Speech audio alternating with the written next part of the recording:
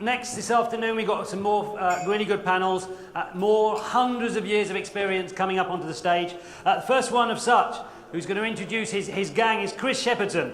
He's the founder of EPE Business and Hospitality magazine. So they also do fabulous mail shots, so like your GDPR. Click the yes button, click I'm going to get it, read it every week. There's some fascinating stuff and fascinating insights, and you hear from Chris, and he's always talking about what's happening in the industry. So all that stuff is there for you. Chris has launched a campaign to establish trust in business and bringing sports players into key roles within companies. He's also about to walk about 400 kilometres in aid of charities for 4 countries, walking across the globe, from Italy to Kenya, I believe. So again, make sure you get your picture with him now with the hashtag Celebrating Fresh, just in case he doesn't make it back, and make sure you sponsor him to get him over there. He's a trustee of 2 charities, the Brand Foundation, Innovation Entrepreneurs, and the One and All Foundation, which improves diversity in hospitality. He's been in the industry for a very long time. He's one of our most respected players. He's going to have a really insightful panel. Chris, all yours. Thank you. Well,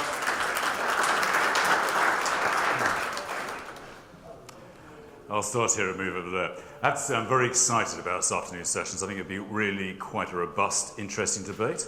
We're facing some really fascinating times coming up with Brexit and the supply on the high street, what's happening on the high street and what's happening with fresh food. So I think we're going to have a really great debate. So can I introduce 3 people to lead this? Firstly, Nigel Harris. Nigel, please come up. Please, can we just welcome.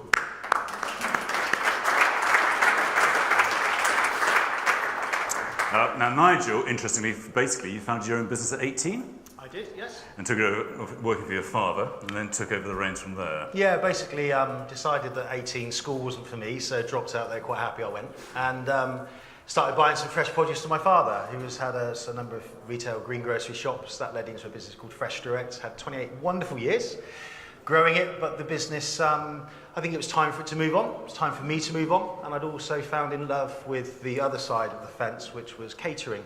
So today, that business is a company called Absolute Taste. We're a worldwide event catering company. It's only about 6-7 years old in its current present size, but we turn over about £60 million, employ 500 full-time and 3,000 sort of part-time people. So we're a new business on the block, but we've got some size today, and we're looking at going places within the fresh food industry. Brilliant, thank you. Thank you. Please sit. Second, Tony Reynolds. Please, Tony, please come up.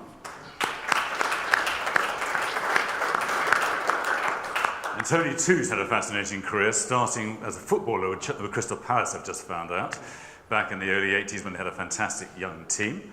Ups and downs since then, but obviously since you've gone. Then went to Barclays Bank and worked for Barclays Bank, didn't enjoy that, went into his father's business of greengrocing, and I think everyone now knows Reynolds as such, and what a great journey you've had as well the last 20 years. Yeah. I'd just like to say, actually, 2 years ago you'd have never got me and him sitting next to one another. So it's quite a coup. Well, that makes it even more fun. Yeah, Please, come and sit down. Thank you. And finally, Tom Heather, please come up. Now, Tom was a graduate, very different and interestingly, Tom was a graduate in painting from University of Brighton. That's right. Started as a kitchen porter and chopped, and has literally worked his whole way up to become the business development director. So, actually, one of the things we want to talk about Tom, which will be something very different, is about the high street and how the high street has to change and what the model is at the moment. Yeah. So, Tom, welcome. Thank you very much. So as an opening question, as we start, perhaps each of you can just give an insight, starting with you, Nigel, of the market and where you see the real challenge of the market today. Okay. Well, I think we've seen, so I think it's what's quite interesting about this dynamic today is, not answering your question, Chris, is you've got 3 different people. So a wholesaler turned into caterer, traditional wholesaler and high street represented. So from my side, from seeing both sides, I've seen that food has completely changed. Food trends are changing. And 10 years ago, we had the boom of the high street. We had brands, we had celebrity chefs. We had people opening restaurants. The market was buoyant, everything was working. And literally, if it was slightly new, if it was slightly more colourful, if it had a different presence on the market, on the high street, it would work. What then happened is, and I think there's a lot of reasons why we've seen what we've seen today, but high street markets, the rents went up, the rates soon followed. I think the rates are now more than the rent in some places. And the high street didn't respond to it. It didn't evolve. It didn't change where it was going. And I think in food, what that's led to is the high street coming back onto suppliers, putting my old hat on, saying, we've got a problem, you need to fix it for us. And the supplier has been going back to its grower, its rearer, its producer, saying, the high street's got a problem, can you fix it for us? And they're saying, well, we can't because we're giving you the food at the best price. So the only thing that leads from that, and I'm a strong believer on, which is something we're starting on today, is innovation is the only way forward. Development, food development, becoming new and reinventing your offer and reinventing your cost price is where I see the future of where we're going at the moment. Great. Tony? Yeah, I think Nigel's right in a lot of what he said there. As a wholesaler, I think it's a very difficult sector to be in at the moment. There's a lot of uncertainty, which I'm sure we're going to cover a bit later on with Brexits and CVAs and everything like that. But as a third generation greengrocer, I'm enormously proud to be involved with the sector. Fresh produce is in my blood, and to get out of bed each day and be able to have some great experiences with your produce, with your suppliers, growers, and your teams, I think is very rewarding. So as a family business, we do look at things in probably different ways to other companies. And for us, certainly with a lot of our customers, there's been a long-term relationship, which again is good in some respects, but you can't be lulled into a false sense of complacency, and particularly with the challenges that are going on, we have to innovate, we have to create different formats, different solution. One size doesn't fit all. So it's up to us to find the ways to help each other find the next sort of phase of supply chain and hopefully win-wins. I'll come back on that bit. That's very interesting. Tom? Well, for us, it's about maintaining relationships with suppliers. We rely heavily on small suppliers that bring us fresh and seasonal produce. Everybody talks about seasonal local produce in their menus, but with the uncertainty in the future, we're going to be tied down to that. We're going to have to put our money where our mouth is, and maintaining those relationships with suppliers so we can get local seasonal produce is the way that we'll innovate within our business. Okay. Now, Brexit, we're 9 months away from Brexit. Hopefully you're feeling confident. The view is we're going to see food inflation of 9%, and that's open to debate. But the other side of the coin is we're going to see a 17% fall in chefs. So, Tom, starting with you, the high street's already difficult. How are you seeing Brexit? Well, yeah, staffing is our first major issue. We were in a position maybe as little as 2 years ago where we'd put an ad on, a free ad out on a Gumtree or similar platform, and you'd literally have hundreds of CVs within 10 minutes.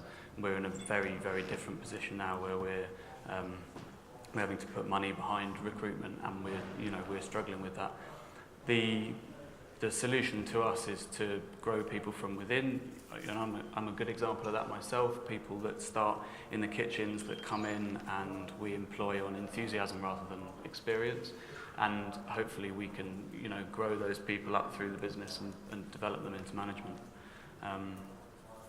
The other problem is obviously, food prices going up exponentially.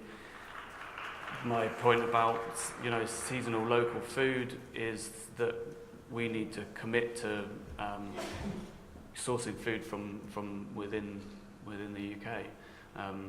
We just started working with a company called Vertical Futures who grow microcrops in Deptford. This is product that is delicious and packed full of nutrients, that's grown less than 10 miles from our stores and can be delivered daily. So if we can maintain those sort of relationships, that's a way of future-proofing our product. We are very lucky that we're, being a chain of salad bars means that we can talk about seasonal fresh you know, No, I get that. produce. That does, you know, that benefits us. Great. Tony, I mean, food prices are a problem, aren't they? Because you can't always pass them on, I suppose, can you? No, I think there's always been challenges in fresh produce, but I think it's a way that you adapt your strategies, the way that you try to get the consistency of message through the supply chain. Obviously, we work very closely with all different partners, and for us it's very important that we can communicate back to our customers on a regular basis of where we sit, because there's so much uncertainty at the moment. None of us can actually say, you know, it's going to happen this way or that. But all we can do is prepare ourselves as best we can with all the different contingencies. And I think our team have done a tremendous job up to now in giving our account managers and particularly our customers some good information to give them at least something to think about as the days and the months tick by. But yeah, the talking is still going on at political level, and we still have to react accordingly. But yeah, it's going to be a very interesting next 9 months. So I wouldn't say I'm looking forward to it. I was going to say, that's my real question. How do you see it, positive or negative? What? Brexit. Well, I think it's going to work out. If for some companies, I think it's going to be very, very tough, and then for others, I think it will show other qualities. It's certainly, you know, preparation is key, but also making sure that you're not cutting your nose to spite your face. So you've also got to take longer term views as well. So I think, obviously, being a family business, as I've said before, we have always taken longer term views with stuff. So long as our customers are you know, understanding as much as we can let them understand, and they feel confident in challenging us with their views of whatever they've seen in the media or etc., then I think we can work closely to take out some of the turbulence that we'll invariably accustom it. Yeah. Fair enough. Now, Nigel, you want to see different. You think models have got to change a bit? Is that fair? Yeah, I mean, let's start with being really controversial. I love the idea of Brexit.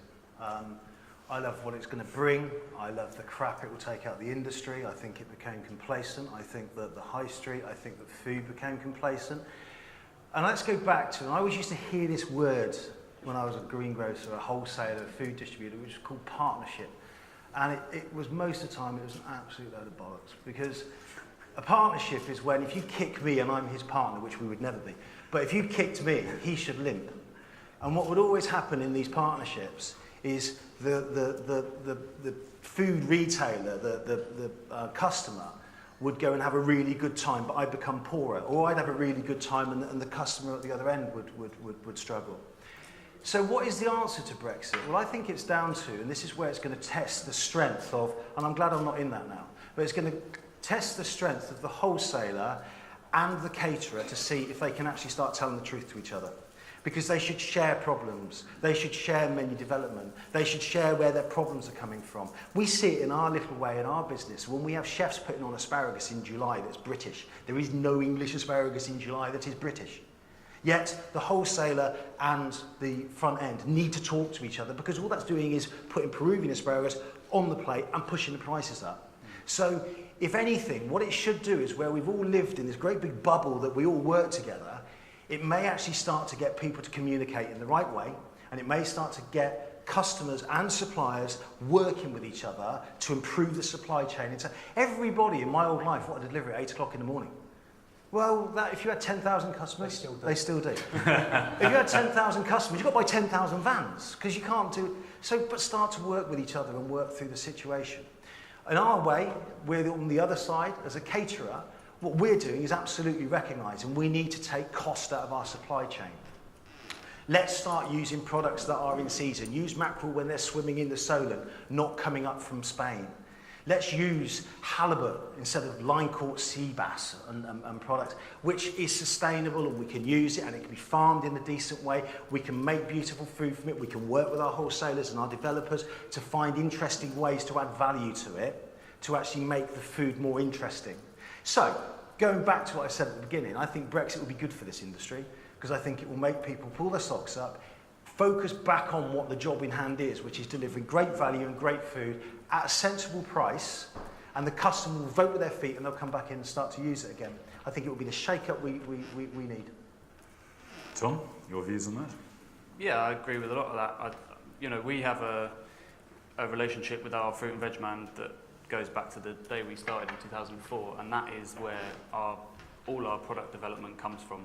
We work with the seasons. We get product in at the beginning of the season, and he says, "This is what you can have. This is what you can have," and that's what the whole piece is based upon. And I completely agree. That's what everybody should be doing.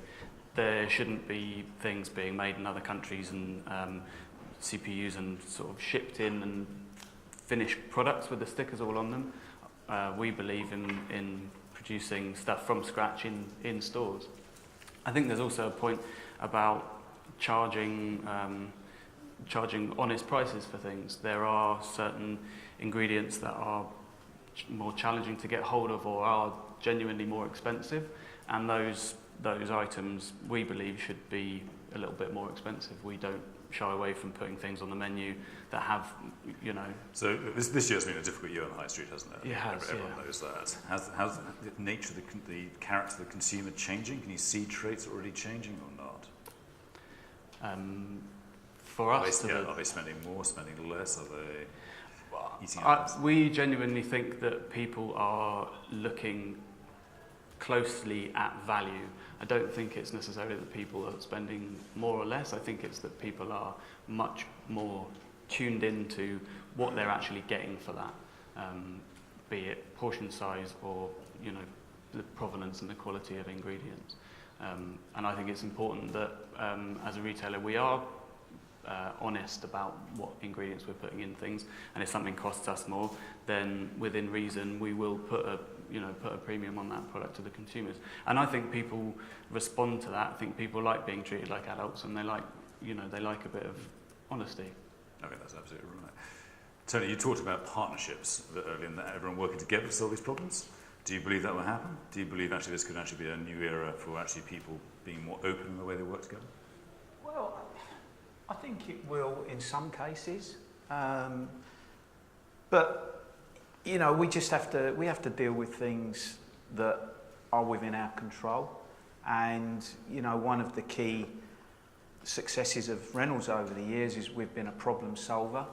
So I think where we've had the relationships and the partnerships, not just with customers but obviously with the growers as well, our track record proves that if we work together in the right way, then we can create win-wins. And I think that's where we've grown our business organically, in respect of finding the solutions as quickly as possible, having that flexibility, but also an openness to be able to take on board new trains of thoughts.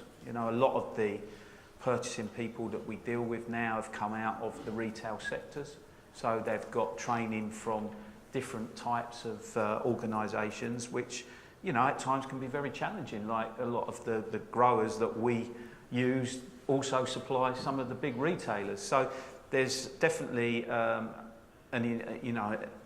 noticed even since Nigel put down his scales, there's been an increase in demand for the right quality of information, and we've invested in our business with systems and obviously people to make sure that we can adapt to those changes as quick as possible.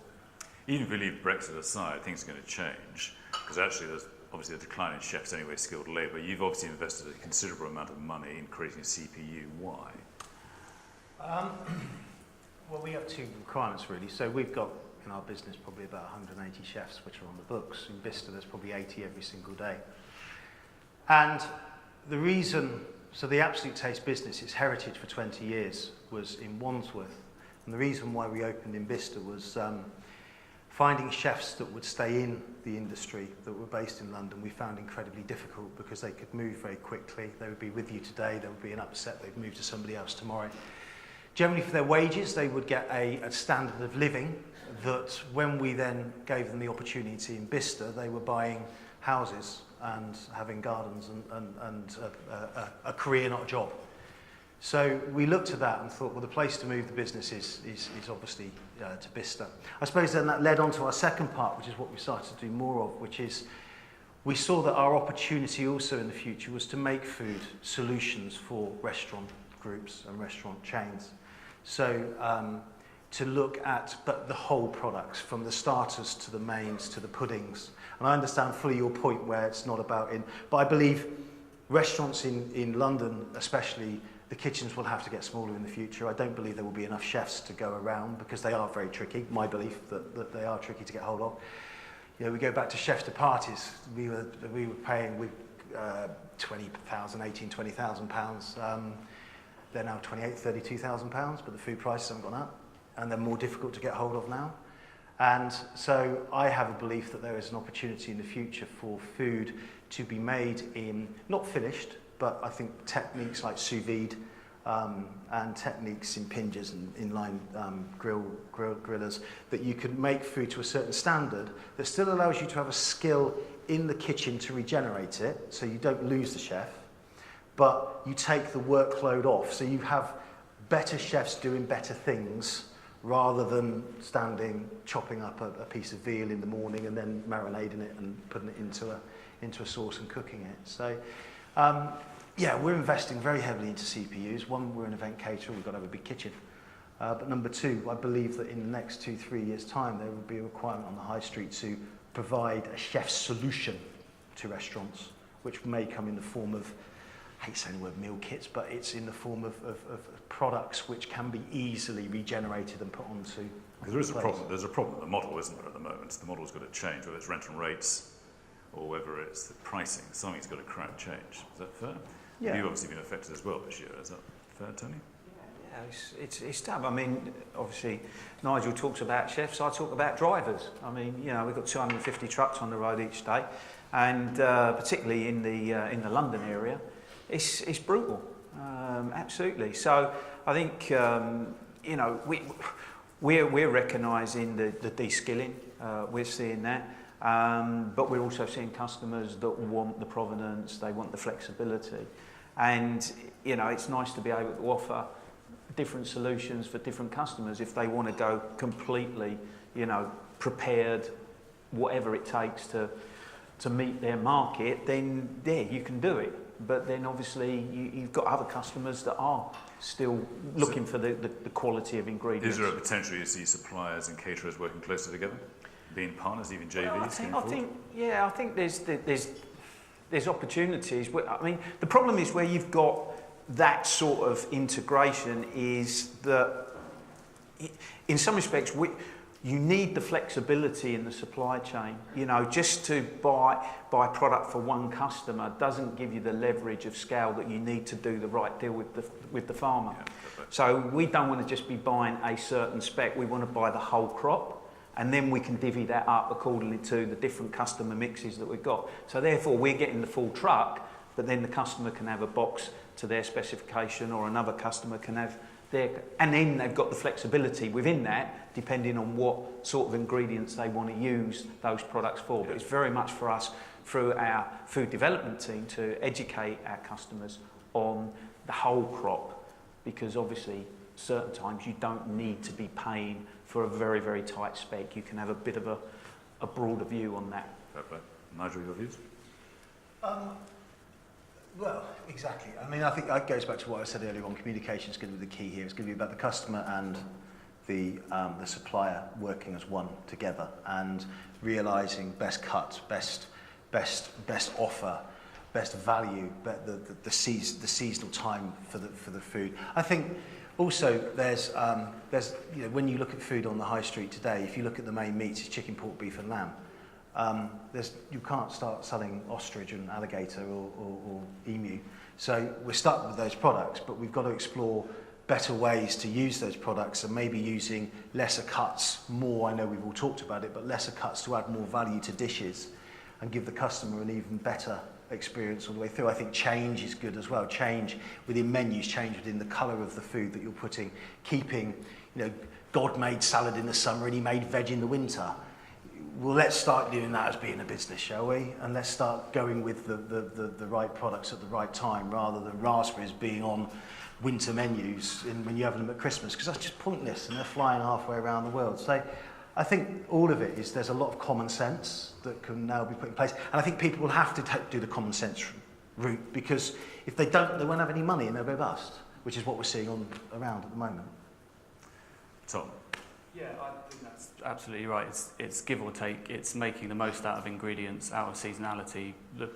We buy chicken, for example, from a producer that roasts it whole on the bone for us, makes chicken broth out of the bones once they've stripped the meat off it.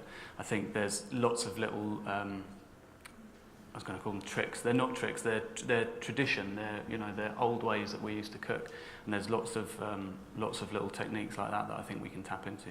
I think also another point is that possibly one of the big problems on the high street is that we're oversaturated.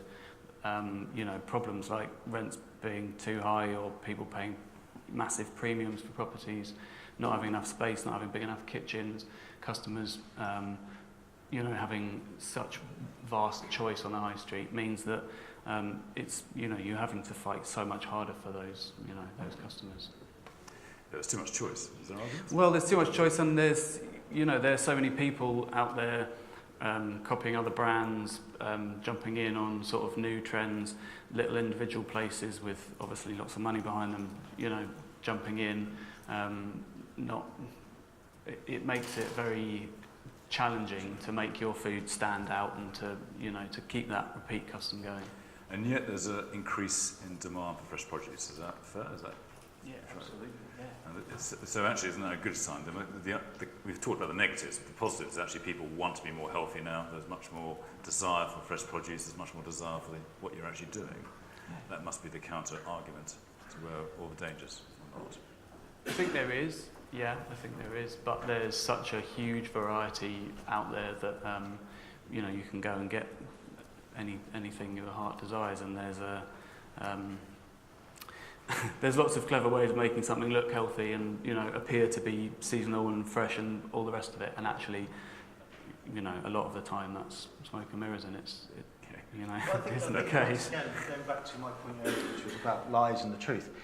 We all knew about a particular meat scandal that happened a while ago, and what I loved is some of the vendors that were buying that meat standing there on national TV saying they didn't realise it was coming from Uruguay and it was 90 years old. Come on, guys, you're selling a steak at £5.50 with a pint of beer inclusive. Go into any supermarket and buy a steak which comes from Britain, which is £5.50. You can't do it. So responsible retailing has to come into it as well. And I think the high street has to be responsible in telling the truth. I think the wholesalers, ultimately it's wholesalers' fault because they were taking in rubbish beef and labelling it as good beef. But I think that truth needs to come through, and I think that it's massively important that people on the front end tell the truth, and I think that the people in the back end shouldn't try and cut corners. And then there's going to be a sustainable model for the future, and that is going to drive the business forward. So actually it could be a good thing. Yeah, which is what, absolutely, it will take the rubbish out of the marketplace. Yeah. So fast forward 5 years, what's your business going to look like? A strip club, I think. No, so we are we're growing our international catering business because international catering is a strong area for where we're going. I think that we will see a massive change. Being an event caterer, we're seeing the same as probably what the high street is seeing now, where we have a lot of our competitors which are struggling to see a financial return on the bottom, which will be good for us. Let's face it, let's make no bones about it. The best thing that happened for me in my Fresh Direct days was Tony Reynolds. Because I always said to him, he never took a customer from me, he never owned it. I used to lend him a customer and he would borrow it from me. And he used to keep me on my toes until I was good enough to borrow it back from him and he'd lend it to me. And competition is healthy. So I think there'll be a lot of competition, which I see great in my industry. I'm a caterer. So I see that great in my industry because I can go back through that process that I had with Tony. And that will be good for me. I think the high street will completely change. And I think, as you said a second ago, kitchens are going to get smaller, chefs are going to get less. We have to find a solution. And I think we will be part of that through development. we will develop menus concepts with partners that vend it. So I think that will be the second side of our business. And then I think our third side of our business will be where we can add some real value in helping, I suppose, groups and restaurants and hotels in finding new concepts. We're quite lucky that we cater in 58 countries around the world. So we can bring concepts and new ideas in and then work with other hotels and restaurant groups to help build up cost solutions for them. So yeah, going back to what I originally said, I think it's going to be, I voted for Brexit, and I knew it would be 2 or 3 years of absolute rubbish, but in 7 years' time it would be a lot stronger. And I think we're going through that first year now, but it hasn't even happened yet. But I think we're going through that first year now, and I think we've got another 2 years. But I think it will be strong in the future. Tony? Yeah, and he did get me out of bed each day. Absolutely. Competition is good. Well, for me, I've got 4th generation in the business now, and potentially his brother coming into the business. So we're obviously planning over the next 5 or so years in how we develop the whole cultural thing of the business. We've invested in other companies now. So we've got a meat division, we've got a fish division, and this year we acquired a speciality division as well. So I think that's, although I still get out of bed each day as the greengrocer, I've had to recognise that we've got a huge logistics platform with 9 depots all around the UK and more on their way. So we've got this scalability that is quite unique.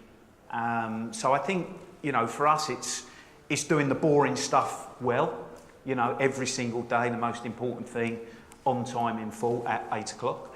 And then I think, it's what we can add to that supply chain and the value that we can bring to that, but in the Reynolds way. I think it's very important when people come to, particularly our HQ on the M25, they walk around that business, normally with me or another family member, and they get a feeling that this is a bit of a different type, a bit like Nigel used to show people around, well, show my customers around Bicester, and vice versa. But, that's, I think for us, it's differentiating yourself, but being able to do the boring stuff well every day. And hopefully, I think eating out will continue to grow. I think good companies will succeed, but there will be ones that, as a consequence of Brexit or CVAs or whatever, will struggle. Yeah. And I think just going back on that, there's a point where CVAs are not a good thing for this industry, because nobody's winning out of that. And I think, okay, fine, it reduces rent, but it's when it starts knocking the suppliers, it starts knocking the supply chain. Better than the pre-pack. But it's not causing, especially going back to, and I always worked in my life, that the most important person in your life was your supplier. You don't tell your customer that. You tell your customer they're really important, but it's your supplier. And unless you've got good suppliers, you've got great bits, you can make a great car. If the bits are rubbish, you make a rubbish car. So it's all about your supplier. These CVAs, in the way that people are going around and throwing them, they're thrown around like sweets. That is not doing the industry any good. And I think people need to grow up, accept responsibility, accept that just knocking all your suppliers is the best way forward, and actually say the reason that we need to change is to change our model and make our model slicker. Tom? Well, we've recently moved outside of London. We're still obviously a relatively small company, but we've got 3 stores now in Liverpool, Manchester and Leeds. We've had a very good reception up there, and I think one of the ways that we can grow is by finding new audiences outside of the very oversaturated London. We think there's also potential for us in sort of travel hubs and stations and airports. But it's about finding those sites that are the right rents, just enough space in the right locations. Our growth in London has always been very cautious. We've always been very careful about which sites we take. And the obvious thing of maintaining the relationships with suppliers. We've got probably 4 or 5 suppliers that have been with us since the beginning, and we have very open and frank relationships with them, and you know, that's the key to it, is developing and maintaining those. So we've got access to the, you know, the things we need, the goods. Okay, we're down to our last minute or two, so I'm very conscious of time. Quick question for all of you. First one, Tom, you're talking about you're the local supplier in Deptford, setting up business. Would you invest in them? Would you do a partnership with them?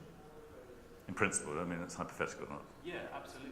Yeah. Would you see yourself having something that is sustainable like that, that is as local as it is, that is a genuinely, you know, a delicious, nutritious product? Yeah, absolutely. You see yourself investing as a business into that? Yeah. I think we have to. And I have to ask you two, would you two do a joint venture together? That one's awkward. Look, in life you never say never, do you? I think that I had 28 amazing years in I was calling it my previous life.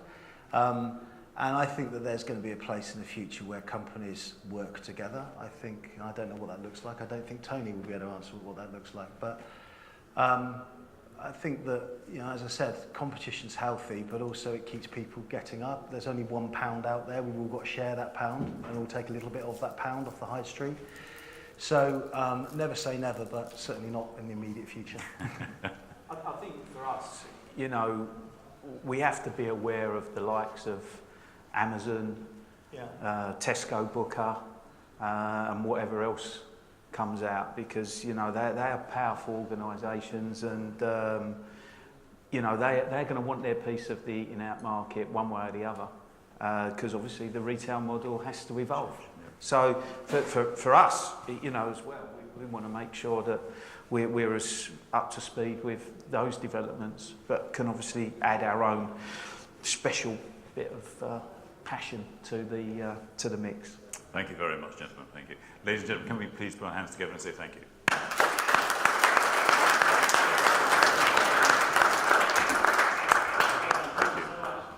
you. But grab them in the break. They're your dragon den, so, you know, Tony's looking to invest. He's moving out, doing loads of different things. Grab him, talk to him, ask some more questions, just send them Twitters, look at the feeds up there, follow them, and you've been great. Thank you so much. Thank you. Fabulous. Thank you. A powerhouse of speakers there.